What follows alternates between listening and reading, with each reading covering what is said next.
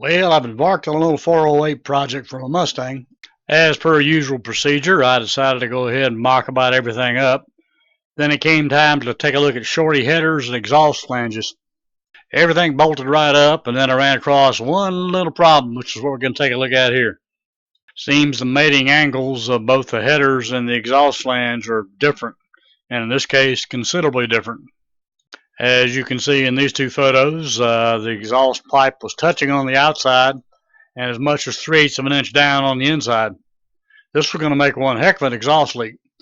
Type of thing you wouldn't be able to see either because it'd be hidden under the flange from the inside of the car and extremely difficult to see without a light and a lot of checking from underneath the car.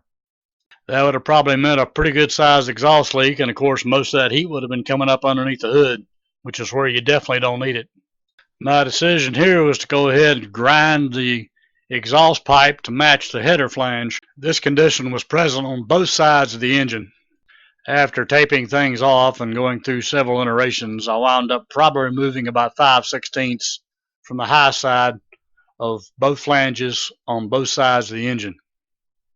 After that, things pulled right up, flanges moved where they should be, and that should take care of any potential exhaust leaks, definitely eliminating all that hot air from under the hood. If you're installing Shorty headers, this is definitely something I recommend you take a look at. Could save you a lot of headache down the road. Well, that wraps this one up. Hope you're liking what you're seeing. If you do, give me a like and consider subscribing. Just might have something else coming down here real soon you're going to see.